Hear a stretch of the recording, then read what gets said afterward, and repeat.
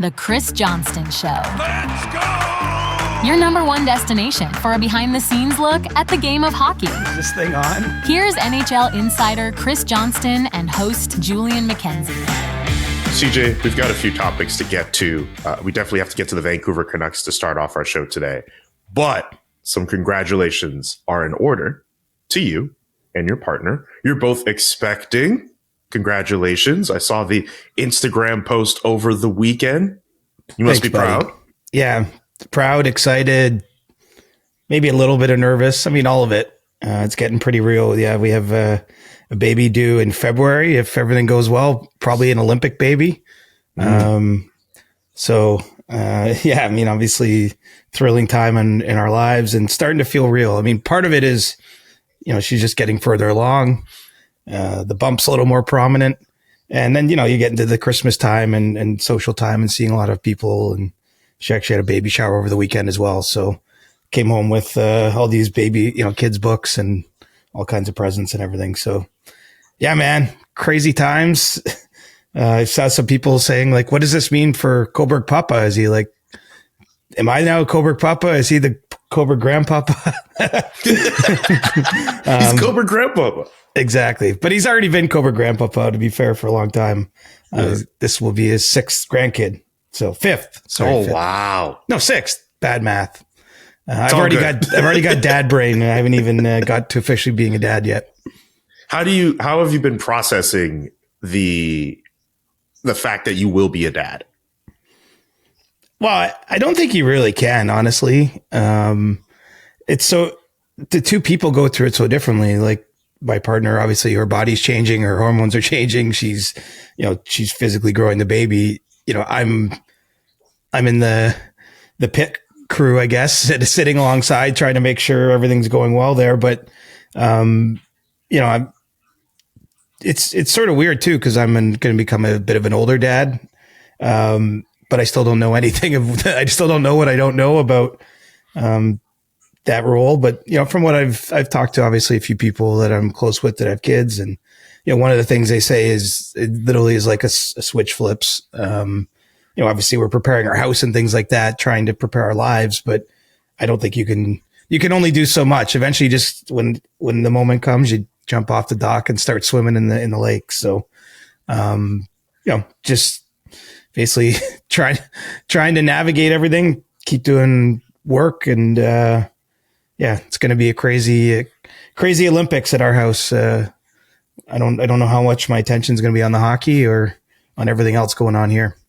Changing diapers as you're watching Olympic hockey. That's likely going to be the scenario. Yeah. Well, the Olympics only happen once every 4 years. So we'll see how it goes. Well, on behalf of everyone at the SDPN, congratulations, CJ. This is really amazing news, and we're all really happy for you. So I'm glad we got to start off the show that way. Yeah. And thanks, now, buddy. We get to regularly scheduled programming.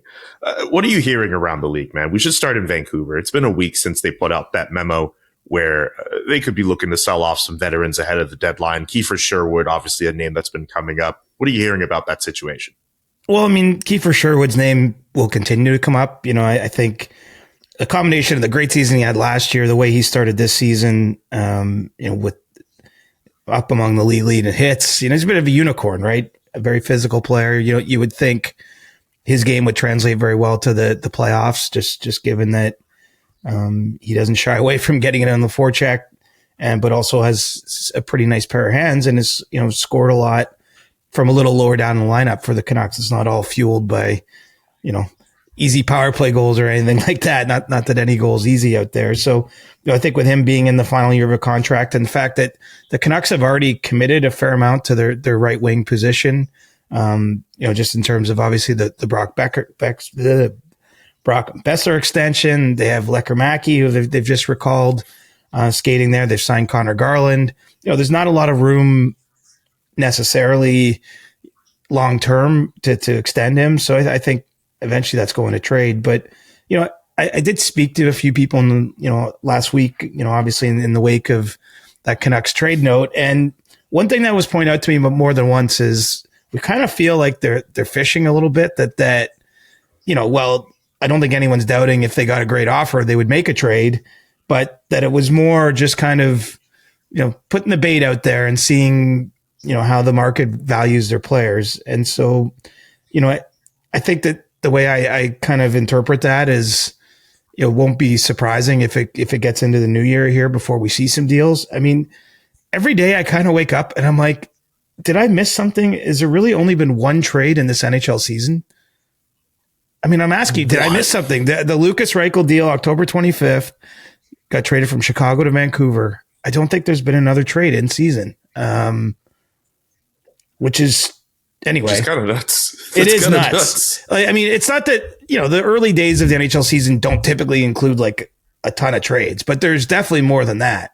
Well, Dennis Gilbert got traded for Maxence Gannett. It was an Ottawa-Philadelphia trade a couple of days ago. But like, you're right. We've been void of significant activity in the NHL season. And that trade, with reference to those players, is kind of an AHL deal. Now, I know Gilbert's been recalled by the Senators and he's there as a depth piece. But, again, I don't want to hate on Dennis Gilbert in any way. It's not meant to throw shade his way, but we haven't really seen impactful NHL players of any sort traded yet. No one that really you can say, okay, that's going to improve things for Team X. In fact, we've seen more contracts terminated and players sign elsewhere than we have seen players move the more traditional way. So, back to Vancouver, I think that it's starting the process early. And clearly if someone stepped up and really had an offer that made sense, the Canucks they're like a lot of teams. They want to get younger. And, I think specifically with Sherwood, if someone was willing to trade them, maybe a younger piece, a center with some promise, a prospect, that might fit that bill. I mean, if I could see something like that making sense, but if that doesn't come about, and I got no reason to believe it has, we might just be waiting this out similar to what happens most years in the deadline and having a player like Sherwood, who's a pending UFA, moved, for, I'm sure the Canucks would love to get a first round pick for him. Maybe it's a second round pick and a prospect, something like that. And that might not happen until the first week of March. So the trade market has been puzzling to me, I will say, league wide. At least we'll give Vancouver credit because they're trying to stir it up. They're trying to see if something's out there, rustle the bushes, so to speak, and see if there's something that makes sense. But it doesn't really sound like they've arrived anywhere that does. Are they waiting for a domino to fall? I got that sense that was the reason why it was pretty quiet in the summer. Like maybe people were expecting teams like Pittsburgh to kind of just start selling off assets. It's the fact that particularly in the Eastern Conference that teams are still relatively close to each other in points. Like, is that playing a role? Like, why are we still experiencing this slowness?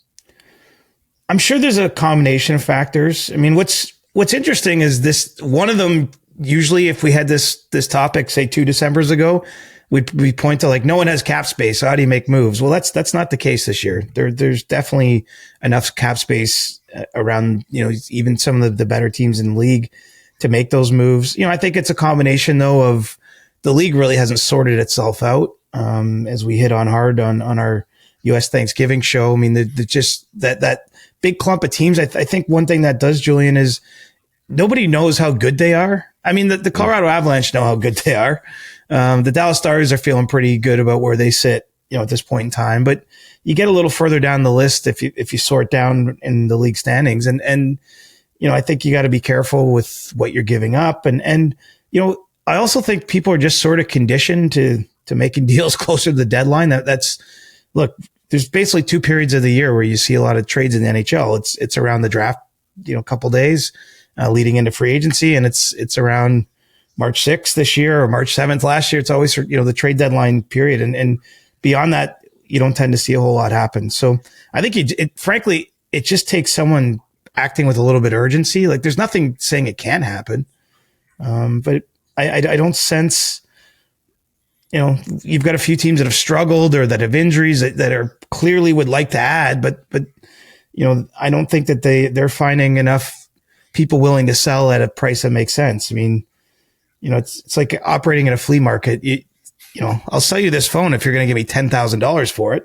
You can have it right now for $10,000, but then if you're the buyer, you're like, well, but CJ, when it gets to closing time, you're probably going to take like $500 for that phone. So I'm just going to wait until you get there. I mean, that's the best analogy I can give you. I just think that the prices aren't in line, at this point in time. And, you know, I think because people do like trades, right? And yeah, I should remind you, we've got a window kicking in December 20th where moves stop, over the holiday period. So we're down to a little less than 3 weeks to see if we can actually see an impactful NHLer traded, which is not something we can say so far this season. So you mean the fact that today is Cyber Monday, that's got nothing bearing on any of these prices. We just got through Black Friday sales, got all these ads from Uniqlo telling me like stuff's 50% off. Nothing for these GMs. It's not influencing anything. Well, and look we're not that far removed from, you know, those interviews in Calgary, right? And that's a team right at the bottom of the league standings.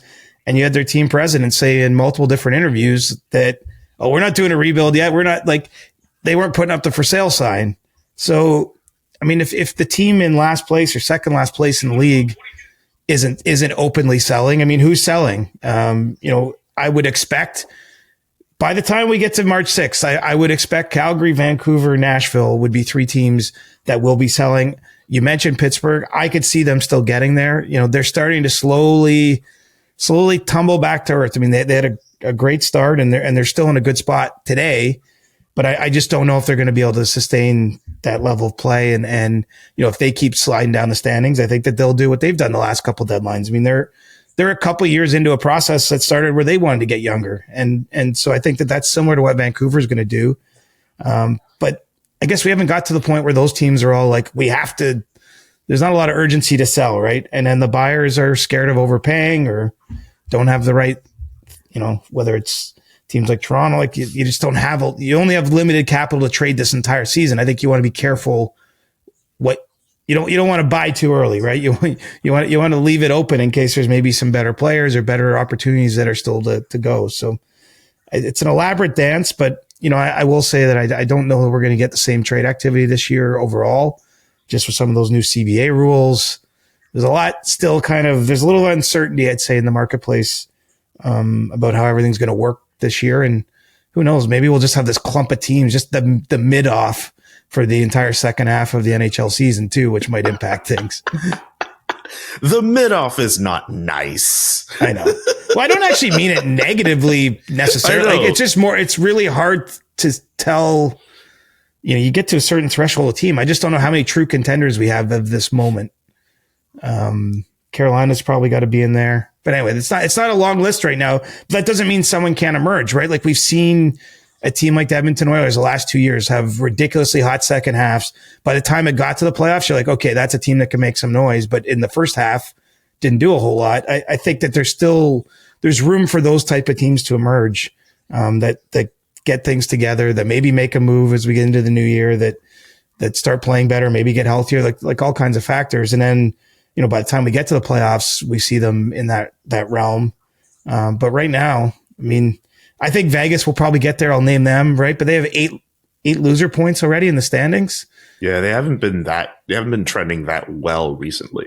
December 1st, 8 loser points. Like, how is that even possible? It just shows you how it's just been a weird year. I don't know if any of this is like the sign of a new trend. It might just be this strange season where we have so many games that are coin flips and the standings are a mess. As a result, we have that many games going to overtime.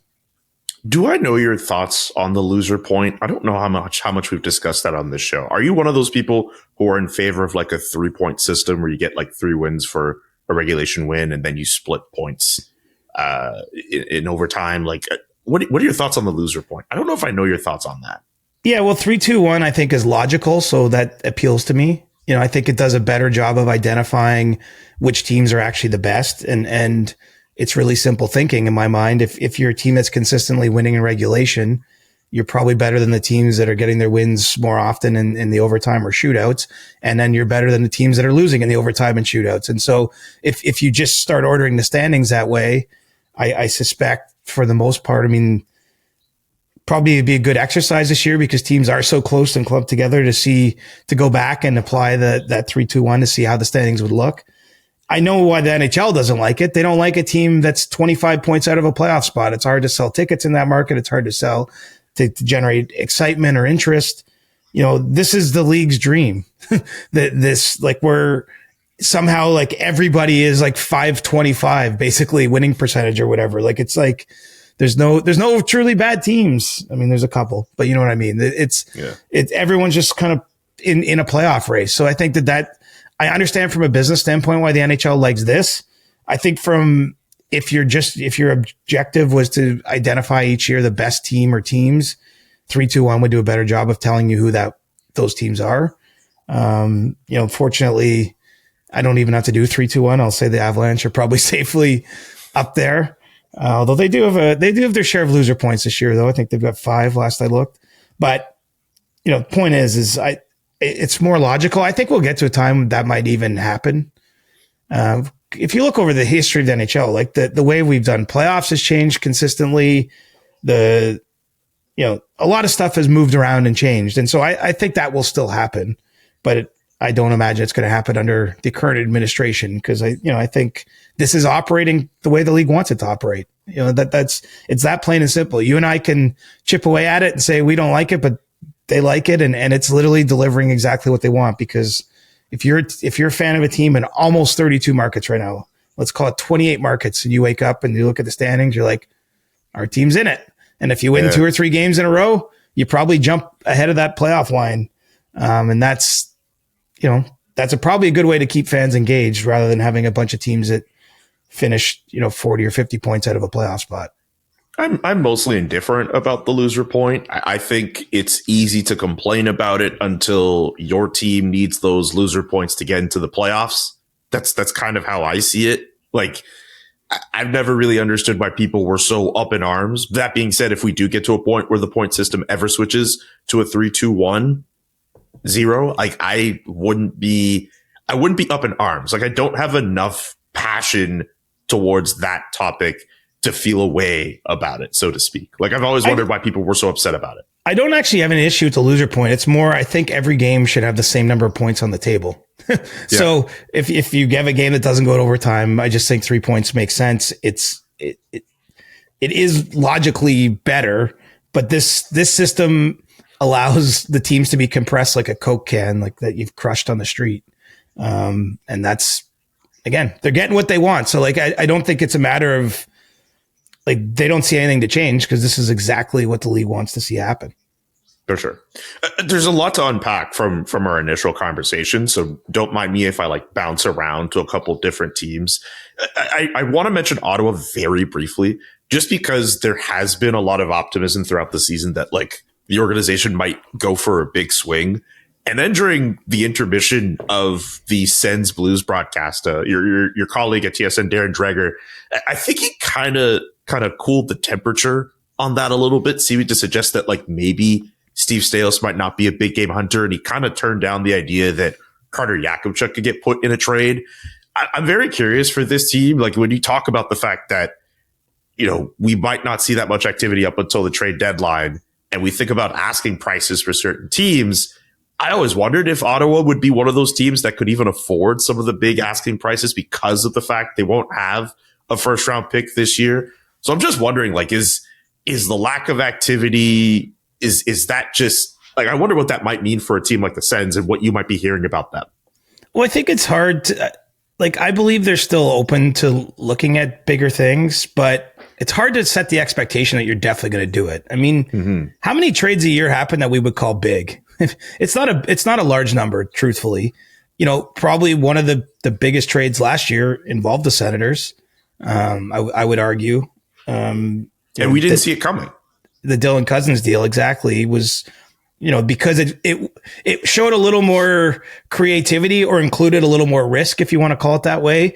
Trading younger players, guys that were underperforming a little bit. Unfortunately, Josh Norris has been injured, pretty much since that trade happened with Buffalo. So it's not one we can really grade out at this point. But when you're moving around younger players on big contracts, I mean we don't see that style of NHL trade too often. So often it's going to be the Kiefer Sherwood type of deal with, a guy that's on a pending UFA. It's just a little less risk on both ends of that trade. I mean, either Vancouver's of the mind that you got to get something for him. The team getting him's like, okay, hopefully he helps this playoff run. And if he doesn't, we don't even necessarily have to sign him. And if he's a great fit, then we'll probably extend him. So I think that the Senators have shown you that they're willing to make that kind of trade. It's hard to say for sure they're going to. I'll tell you this. I was having a conversation last week with an agent who isn't particularly close, I don't believe, to Staios, and he was saying that he thinks Steve Staios is legit one of the top 10 GMs in the league already. And that's just, one person's opinion. This wasn't didn't go around and poll the whole audience, but I think the Senators have earned a fair bit of respect in a pretty short amount of time, really, since Mike Landauer bought the team, and obviously, Staios took over the hockey operations side of things. They've operated pretty smartly. I don't know that they're ever going to be a huge splash team for free agency. I mean, not because they're not spending the money, but it's just a smaller market kind of team. I think they have to be aware of where they are and how they got to be built. And I think you've seen that they've drafted well. They've extended so many of those, pieces that they've drafted. Like they understand how they have to build out their team there. And lo and behold, they're still the only team I believe in Canada in the playoffs as we speak right now. So, they're doing something right. So I think where I'll point you to is I don't know that you can rule out that bigger trade, but I can understand why I wasn't aware of the talk in the market. So you have a way better handle on that. Oh, yeah. I didn't realize that was like becoming an expectation, but I don't think anyone should set that as like, for sure they're going to do that. But I think that they're willing to do that if they can find another something that makes sense. It definitely, I think over the last little while has turned into like a big topic point, like a big point Right. for a lot of fans. Like I've seen enough, hey, can the Sens get Jason Robertson tweets like over the last couple of months? Like it's definitely been a thing. And off of the fact that different insiders, and we've talked about it too, about the possibility of them going out to get a significant piece. Like I think that's kind of stoked some of that fire in the market. Well, I can tell you not if the Dallas Stars have anything to do with anything. I mean, they want to keep Jason Robertson. He's having a wonderful year for them. Obviously they've got a lot of talent and they've got a lot of big contracts on the books, but he's got one more year, I believe, of RFA eligibility. So it's not as though he's walking out the door, and, there have been discussions there on a contract. So, we'll see where that lands, but by no stretch it's hard for me to imagine a scenario where a team trying to win the cup after going to the conference final 3 straight years is trading away one of its best young players. Again, can't rule it out, but who are you sending back? You're probably, if you're trading for Jason Robertson and you're in Ottawa, you're sending back one of the players you don't want to trade, right? Like if you're throwing Brady Tkachuk in that deal, okay, you could probably find a fit. But my guess is if we put that in front of Senators fans, they wouldn't want that. Yeah, I see a lot of people suggesting really big name players, and the forward roster after the fact still more or less looks the same. But I'm like, do you really think you could just get Jason Robertson by just flipping nothing? Or even like a Jared it would be like Brady Tkachuk. I wouldn't be surprised by and that. Obviously, I'm not at all like, please don't aggregate this. I'm not saying the Senators want to do that. Like clearly, no. That's why I think it would be. I think it would be like a 2-minute conversation because absolutely. I think the asking price, you would be adding something great, but then you're taking away something that's a big part of your team. I mean, he's just one example too, right? Like yes. There have been other players suggested, like a name like Jared McCann, for example, which we talk about all the teams kind of. Okay, but that's a little more realistic. Absolutely. But Seattle's also been competitive this year, right? Like, Do they have incentive to move on from a guy like Jared McCann? Not at the moment. Exactly. I think when we talk about the trade market not moving, that's a team that actually has a number of UFAs. Jaden Schwartz, who I know is out injured now. Jamie Alexiak. There's a bunch of players on the Kraken roster that I think could help teams trying to contend. But, the Kraken aren't put up the for sale sign now. I mean, it really depends, I think, what happens over these next couple months. That's just kind of how the NHL works. For good or for ill. So anyway, we can get out of fantasy land, but I must mention this thing because someone will mention it in the comments. There is one Canadian team in the Eastern Conference in a playoff spot, or at least around the league in a playoff spot, but it is, in fact, not the Ottawa Senators. It is the Montreal Canadiens. The Senators lost to Dallas on Sunday, so they fell out of a playoff spot. The Canadiens are currently third in the Atlantic Division. But geez, like two of the three teams in playoff spots in the Atlantic Division right now have negative goal differentials, the Bruins and the Canadiens. There you go. Which is, kind of wild. Underlines how close it is. Thank you for keeping me on point, though, because I shouldn't say anything relating to the standings because it literally changes every day, and I didn't look before flipping on the camera this morning. I mean, to be fair, the Senators were that team for quite some time. Like, it came from you knew what you were talking about up until that point. Well, we got to bring current information, though. Last week's information isn't good to our listeners. We got to bring the new stuff. Exactly. That's very fair. We did mention the Calgary Flames a couple moments ago. Any quick thoughts on the extensions handed out to Craig Conroy, Don Maloney, Dave Nonis, and Brad Pascal, parts of their senior management staff? It was a funny release. I don't know if you noticed. It was like these contracts were signed before the season. Yeah, I saw that. Yeah. But we're announcing it today, which doesn't really matter. I just thought it's not typically the way you would read those things. And I get it. Look, I think the point is they've had that stability in place behind the scenes. Everyone knew that they were there for a while and they were looking for the right moment to roll it out. And then obviously they got off to a really tough start to the season. And if you haven't announced it, a couple days before the season, there wasn't a good time till now. My thought is it makes sense, honestly, for whatever you might think of. It's kind of like the PR side of that round of Don Maloney interviews. I mean, a team that ultimately has to, I think, act and behave the way I think the Flames are going to, which is consistently getting younger. They don't want to put the R word on it, but they're essentially in a soft R. It makes sense to have continuity at the management level while you're doing that. And so, I don't think that there's no alarm bells to me with that. And Craig Conroy is a popular guy in that market, obviously with great ties to the team. I think that he's got a clear view of what he wants to do here. And it's a soft R. No one just wants to say it out loud. Just want to clarify. He means rebuild and not anything else when he says soft R. I just want that clarified. See, I don't even know what you're pointing at. That's the thing. This is soft and hard R. It's like, whoa. I'm just saying. They're going to get younger. He means rebuild. I promise that's what he means. It's not very productive, quite honestly, to have people in flux contractually. Yes. And so the fact that they took care of this before the season makes sense. Kind of funny how it gets announced. Remember, it got leaked in that game where they were getting pumped in Tampa, which was sort of funny timing. But I mean, truthfully, a decision like this isn't related to the wins and losses of the moment. It's not related to this road trip or that road trip. It's about long-term continuity and decision making. And, basically that, to me, that's the rebuild window, right? They're signed for this year and 2 more. Like that's the window where by the time you're looking at their contracts the next time, you want to be seeing things, you might still just be taking the steps, but you want to be where like Anaheim is now, if you can be. It might be a little too soon, but you want to be with a team full of young players that are like turning the corner, clearly way more competitive than where you've been, and, ushering in an era of hope as they open a new building in Calgary. I mean, there's been so much focus on that, but I think it's a real thing. And so, that's really where I see kind of those deals falling is if you're going to get the next contract beyond that in management with the Flames, this is a really critical window to start turning things over and bring in a little bit of a new energy to the team. Yeah, I think you have that right.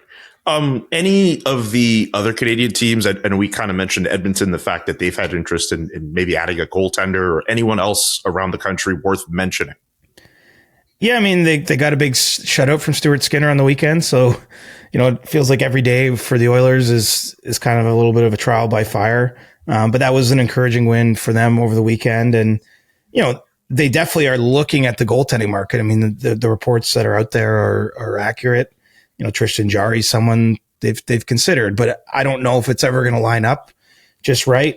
And maybe, it could almost be as simple as, they've been very patient for a reason with Stuart Skinner and Calvin Pickard. I mean, those players don't earn a lot against the cap.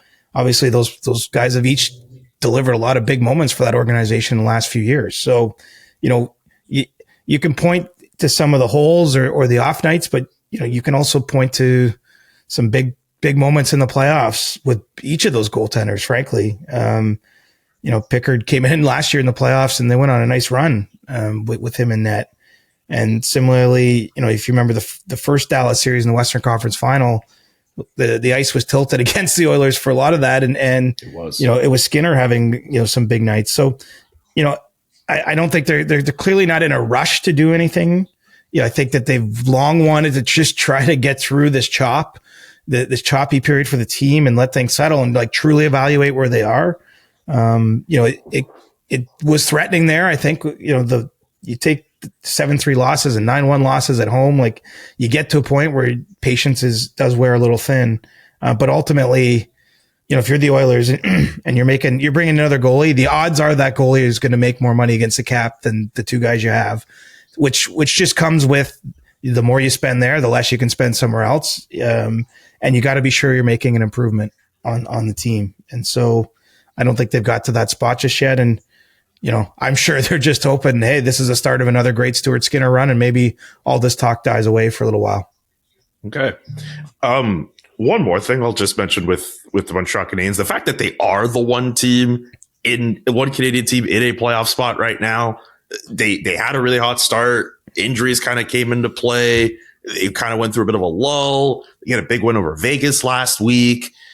Wondering just, what do you think of them in the spot that they're in right now? I still think they could still be a playoff team by the end of the year, even though they've gone through some of the injuries, even though the goaltending hasn't been perfect. Like, where do you see the Canadiens as a team? I had someone recently in recent days talking about the Canadiens describe them as like they look young at times. And I think that makes sense. I believe that makes a lot of sense. The second youngest roster in the league, but that they play in a way at times that their age or lack of experience shows through.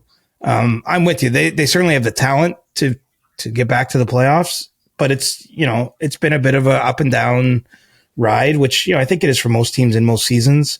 The question for me is, can they tighten up their overall defensive play enough to get through this, and, so far so good. They had a nice little road trip there, and that, those aren't easy buildings to go play in. And they got some good results on the road. So I think that's an encouraging sign short term. The issue they have, their injuries are not, they're not like guys coming back in a week or two. They have some longer term injury issues. So it's, finding a sustainable level, with the group they've got, because there's not, as much as Kent Hughes, I think, would like to bring in some external help for the reasons he's not alone. There's just not a lot of that happening in the NHL right now. They're going to have to find their way through it. So I think it's a real test on the current players. It's a test on Marty St. Louis, their head coach, to get the team playing in a certain way. And so, they're like, all things considered, I think they're in a good spot for what they've been through. But we know how expectations go in Montreal, and they did make the playoffs last year. That's what the fans are expecting. That's what the team's expecting. And, it's going to be, I think it's going to be a battle for them, but, you can harden yourself with that battle, right? If they're able to overcome some things. And the truth is they still need a little more forward punch too, right? Like maybe a 1.5 line team is about right for just their offensive play. That's going to be streaky too, because, they just don't have quite the number of weapons, but then the weapons they have, pretty good. I mean, that goal Cole Caufield scored, I don't know if you saw the one in Vegas, it was, right? If you saw the back angle, it was just like outrageous, like from that angle, and picked the top of the net. They've got goal scorers there, but I think they could use a little bit more push that way too. Can Team USA really afford to leave off Cole Caufield on their team? They can. I mean, the truth is Team USA and Team Canada specifically are going to leave some really good players at home. There's just, it's a numbers game. And, the takeaway from both of those Olympic management groups and those that were involved with the Four Nations tournament is that it was a really hard game. And I'm not saying Cole Caufield, because he's a short king like us, but he's built, like, he's solid, and he can fight to get to the areas of the ice where he produces all those goals from. But, I think that both management teams are looking for specific styles of players that can play in a heavy, hard game where there's not a lot of space. It's not there. Neither side is, and they might be wrong. Like, we'll see what carries the day, but I can tell you neither side is approaching it like this is going to be a skill, beautiful game. Like, I think that they, and I'm not setting this up. There's not going to be fights. It's international rules, but it's not going to be, but I think it's going to be fast and physical and competitive and just difficult to generate scoring chances. So I think that's going to inform the toughest decisions at the bottom end of the roster, and which is essentially where Cole Caufield would be in line for a job. And when we get into the naturally we've talked about a lot, but Macklin Celebrini and Connor Bedard and, even Nick Suzuki on the Habs, like where does this all fit together? They're trying to build a team to play a certain way. And it's a long way of saying, as of now, I don't think Cole Caufield is going to make the team, but it's not, all he can do is play his game and keep scoring goals. Cause, it was 3 weeks ago, I was saying, I was kept hearing it was only going to be one of Celebrini or Bedard. Well, now it's 3 weeks later and they're tied for second place in NHL scoring still, both those guys. And neither has shown any real let up in his game. And how do you change what the management group has planned is you keep forcing the conversation, right? You keep putting yourself in a position where you're getting noticed for the right reasons. And both of those young Canadian players have. I'd say Cole Caufield's done the same with the Canadians. And we just have to see, how these next few weeks go. We're into December now. This is the month where the teams get chosen. Team Canada's meeting in less than a week to try to basically lock down most of its roster and then just leave the last couple decisions till the very end. Team USA is meeting this month too. I mean, we're getting very close to where the audition period is over. Now January still counts because there could be injuries at the last minute, and then teams get a chance to add an injury replacement. They're going to want someone who's playing well. So it doesn't all end here in December, but we actually are down to these last couple weeks where the players can make a positive impression. I forgot to mention the Mike Matheson contract extension with the Montreal Canadiens. That was a good bit of business, but I do want to get to Connor Bedard because 4-point night for him on Sunday. Liked him getting feisty with his friend Mason McTavish after the fact. We talk about possibilities for Team Canada. There's no player I'm more interested in his situation for this team than Connor Bedard. Where do you think he stacks and ranks with Canada management now, considering how he's been performing? When it wasn't just a 4-point game, right? Like they were down 3-0 to Anaheim. He gets 3 assists on the goals in the second period as they tie it up and then scores the winner. I mean, that's a hell of a game to play. If you're watching that game from the lens of how did Chicago win it, there's no way they win it without 98 on the ice for them doing so much. And I think wherever we might end up with the Bedard conversation with Team Canada is for all the reasons I just said of, they're worried about this type of hockey and looking for these sorts of role players and this and those jobs. I mean, it might get to a spot. It's just like where they ask themselves, can we really leave this guy off? And, you might already be at the spot where you're answering no to that. But, full credit to Connor Bedard because he's just done what he had to do to make this go from like he's a long shot. There's maybe only room for one young guy to where it's like, okay, these guys are undeniable between him and Celebrini. I mean, every single game the Sharks have won this year, Macklin Celebrini's had at least a point, and he's had multiple points and multiple goals in most of them. Like any success the Sharks have had, I'm not saying it's all him. They do have other players. Askarov's having a nice year in net for them. Will Smith is taking a big step, but like it's Macklin Celebrini driving a lot of the success. And so he presents himself in a way you can't miss him. And then now Bedard's doing the same thing. I think that there are aspects of Connor Bedard's game that Team Canada management might wonder, like if he's our 13th forward, are we finding him enough? Can he bring enough that it makes sense? But then the other side of it is if you have an injury at the Olympics, which could happen, no one's hoping for it, but it could happen.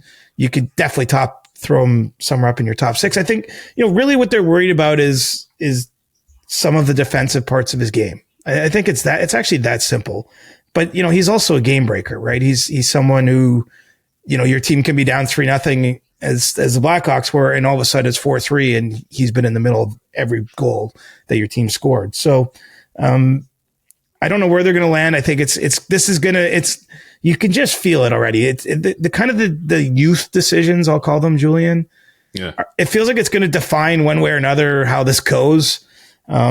Because, clearly I think a lot of fans are excited by the possibility of these young guys, but the truth is that if they all make it, and I'll include Matthew Schaefer in that just to get really wild.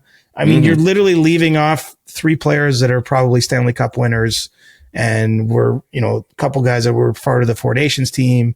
You're replacing the possibility of youth with, players who've been there and done that. And I think it's easy to say in your living room in St. Albert or Weyburn, Saskatchewan, or Halifax or St. John's, like wherever you're having this discussion, if you're just the average Canadian hockey fan, it's way easy to say, well, just take the young guys. I think it's a little harder when you're the coaching staff and the management that will similarly, if they lose a game you look at the games that was a Canada-US semifinals in Sochi was a 1-0 game.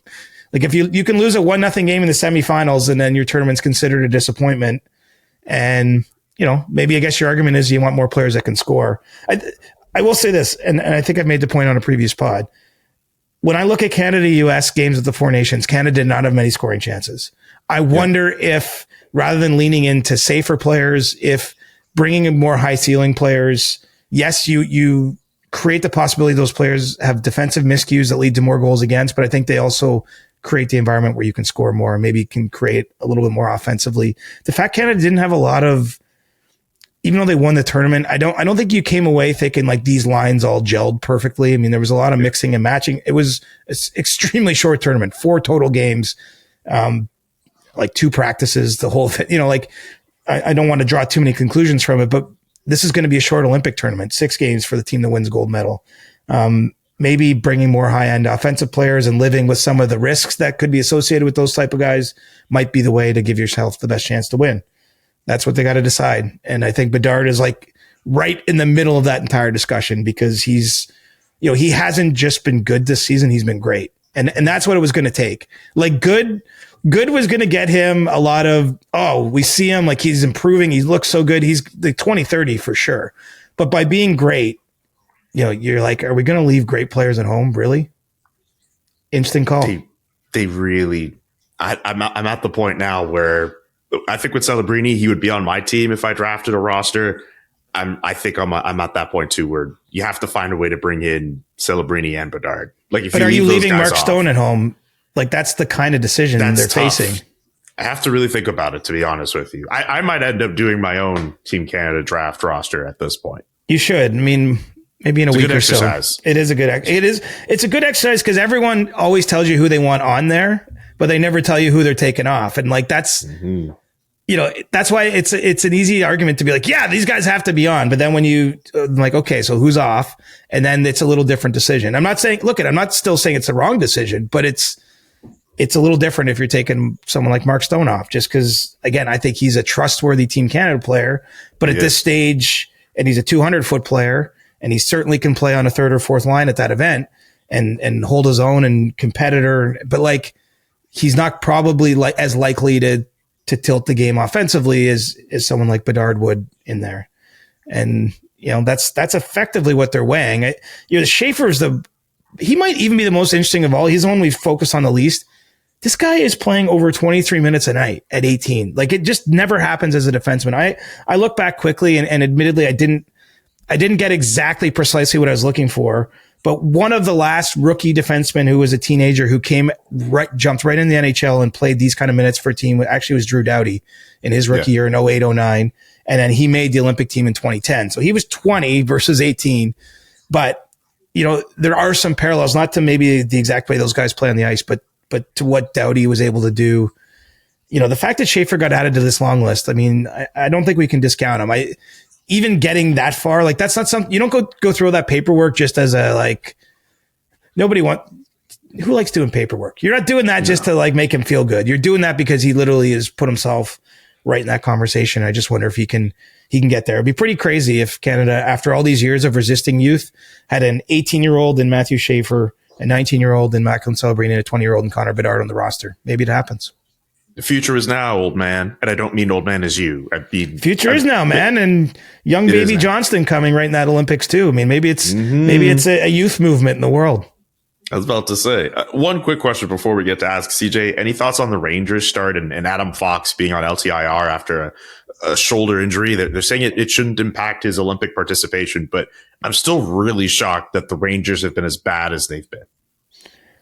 Tough. Yeah. I mean, I'm not as shocked as you because they lost some good players and, it's hard to see. Like, to me, they were always just going to be kind of a middle of the pack team if things went well. I didn't see them.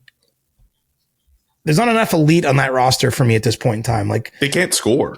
Right. And look at their biggest UFA is Artemi Panarin, who's been their point leader, I think, every year or all but 1 year that he's been a Ranger. So, they can't score on home ice perplexingly too, which is sort of weird. I think that they're in for an interesting offseason because they would have been poised to be major free agent players in 2026. But as we've exhausted, there's not a lot of things to spend money on that summer. So, I don't know which way they go. It's hard for me to see them going true rebuild style. I know it's just not the way the Rangers operate. I know they did that kind of quick reboot a couple of years ago and it yielded some results, but it just, the team's kind of aging out. They trade away Trouba and Kreider in the offseason. It feels like they're in for some kind of reckoning here, but they're going to try to grind through it because as I've mentioned, the standings are there. I mean, if you can just be a little bit above average, that might be good enough to make the playoffs, and that might be good enough to keep everyone happy and keep everyone moving forward. At this time of recording, do you want to guess what the New York Rangers goal differential is? -10. +1. You set me up. They have the fewest goals scored in the Eastern Conference, but they still have a goal differential of +1, which kind of speaks to how good Igor Shesterkin, I think, has been for that team.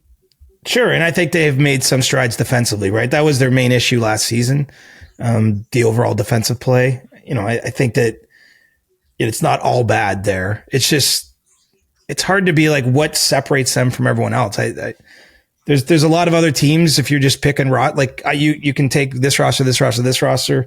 I'd be picking a lot of teams before I got to the Rangers roster and saying I want their situation right now. I think they're in a tough spot. I really do, because there's hard decisions to be made, and they're getting older and the young guys maybe aren't good enough to really raise the ceiling, and it's going to be a project to get that team back to contention window. Let's get questions in through Ask CJ. A couple of weeks ago, I believe we talked about someone who suggested a dating question. Yeah. And someone on Discord has suggested one of their own. This is from Trinka. Since you asked for dating advice, what are your thoughts on dating a rival fan? I'm a diehard Habs fan and once had we'll call it a romantic liaison with someone, and then noticed a Leafs jersey in their closet. I made a joke about it, and when they asked if they had a team, I said if I had a team, I said Montreal, and they were like, get out. It was all in jest, but do you think long-term relationships between two opposing diehard fans can last? From a hopeful Habs fan living in Ontario. I do think they can last. I think a little bit of fire in a relationship is good. I think a little bit of, healthy tension can be good. And yes. I think it could be fun, quite honestly. You could spend a lifetime, whether, I don't know if you live in Montreal or live in Toronto, but going to games between the teams, like make a weekend of it, have it be a thing you do and kind of lean into that. So I don't mind that. I can't say I've had it a little bit in my life, but I certainly will say this. I think that the opposites attract thing can be real. And it's nice that you need a balance. Obviously, if you're going to have a long-term relationship with someone, I think you need some shared things you both enjoy doing together. Yes. Because, it's nice to be together with the person you're in a long-term relationship with, but I don't think you need to be the exact same, have the same views on everything. And, obviously when it comes to, if you're a hardcore supporter of a sports team, that's a matter of the heart. I think you can actually lean into that myself. Okay. Congo Red asks, as someone who loves toast and bread in general, what are your top unk tips for making a more delicious sandwich? I don't even know how to approach that, but I do love a sandwich though. Yes. Congo Red has me nailed. But like, I don't know if I have like unk tips. I've actually been going back through a peanut butter phase of late. I've been kind of away from peanut butter for a while. Crunchy or smooth? I prefer smooth, but I love peanut butter in all its forms. I will take it. I would never complain. You don't discriminate. Either way, I find it's almost as simple as the smooth's easier to like actually just put on the bread or the bagel or whatever you're putting it on. Like I just find it a little easier to manage. But yeah, I've been doing some peanut butter and banana lately. That's pretty good. That's pretty good. I also love the old school, just like I'm worried that you and I are going to end up in another fight about food here, but well, I don't know how we can mess up a sandwich debate. Exactly. Like little ham and cheese is always good. Get me some mayonnaise on there, little mustard maybe. All right. I don't like ham and cheese sandwiches. Wow. Even if I put ketchup on there, you wouldn't like it? Or? No, it's even worse. Ew, gross. Don't put ketchup on ham and cheese. That's disgusting. I don't have any good unk tips though. Just do what you want. Go where your heart takes you. Be open-minded with your sandwiches. That's my unk tip. I like that. I'll give you a hockey question. What team currently outside the playoff picture do you see rebounding and locking up a spot? And what team do you see falling out in the East and West? This is from Harrison Clements. All right. Harrison, I have to look at the standings. I'm sorry. All right. Time to look at the standings here. So teams, if I'm going to answer this question, I might as well answer it correctly. Yeah, you might as well do the damn thing. The Islanders, the Sens, the Red Wings, Rangers, Columbus, Florida, Toronto, Buffalo outside on the east, and on the western side, Utah, San Jose, Edmonton, Winnipeg, St. Louis, Vancouver, Calgary, Nashville on the outside looking in terms of playoff spots. I don't know if that helps or I do. Here's the thing. I think both Winnipeg and Edmonton will make the playoffs. Okay.